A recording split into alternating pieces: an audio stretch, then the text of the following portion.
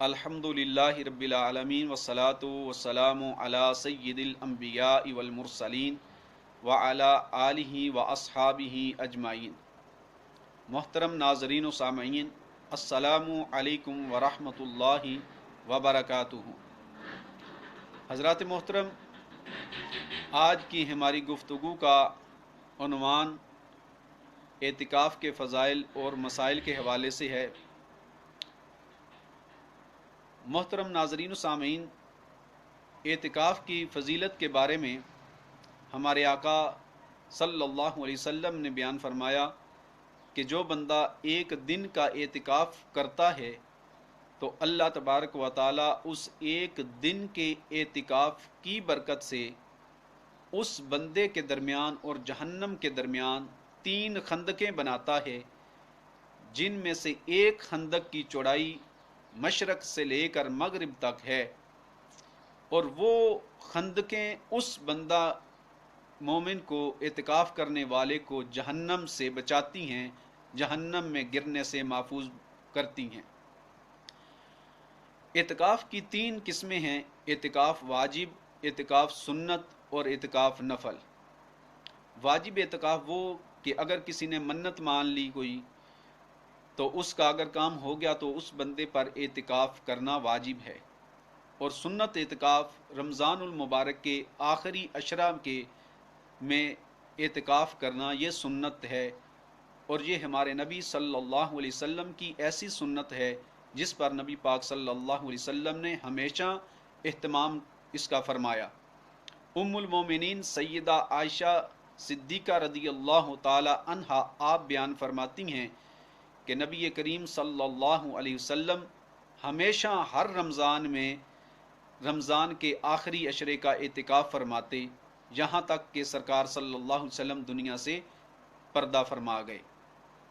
اس لیے اس سنت کو سنت موقدہ کہا جاتا ہے، اور یہ سنت سنت کفایہ ہے، یعنی اگر کسی ایک گاؤں میں کسی ایک بندے نے بھی اعتکاف نہ کیا تو سارے گاؤں والے گناہ گار ہوں گے۔ اگر پورے گاؤں میں کسی ایک بندے نے ہی اعتکاف کر لیا تو دوسرے لوگ بری الذمہ ہو جائیں گے، ان پر کوئی گناہ نہیں ہوگا۔ اب اعتکاف کے لیے روزہ بھی شرط ہے۔ اس اعتکاف سنت اور اعتکاف واجب کے لیے روزہ شرط ہے، روزے کے بغیر اعتکاف نہیں ہوتا۔ اور جس جگہ بندہ موجود ہے مسجد کے اندر، بغیر عذر کے مسجد سے باہر نکلنا یہ اعتکاف والے کے لیے جائز نہیں ہے۔ وہ عذر کون سے ہیں جن عذروں کی بنا پر مسجد سے باہر نکلنا اعتکاف والے کے لیے جائز ہے؟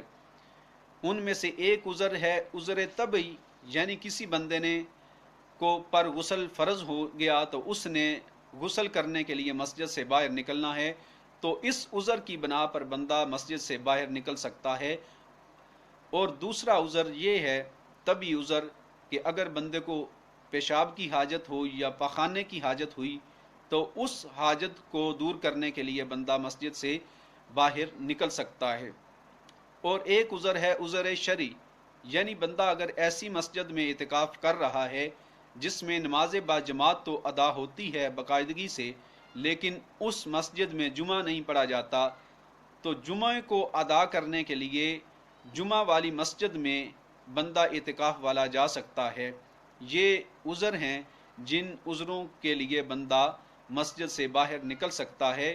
ان کے علاوہ اگر کوئی بندہ مسجد سے باہر نکلے گا یا اعتکاف والی جگہ سے باہر نکلے گا، یا عورت اپنے گھر میں جس جگہ اعتکاف کر رہی ہے بلا ان عذروں کے علاوہ اگر نکلے گی باہر عورت اس اعتکاف والی جگہ سے تو اس کا اعتکاف فاسد ہو جائے گا، اعتکاف ٹوٹ جائے گا، اس پر اعتکاف کی قضا لازم ہوگی۔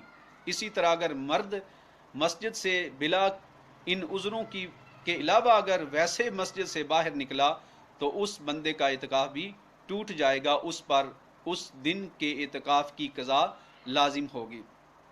اعتکاف والے کے لیے لغو حرکات اور لغو کلام سے بچنا یہ بہت ضروری ہے۔ अगर बंदा एतिकाफ वाला मस्जिद में बैठकर वो ऐसी बातें करता है जो गुनाह हैं, तो उनकी वजह से एतिकाफ बंदे का बेनूर हो जाता है और उसमें नक्स पैदा हो जाता है।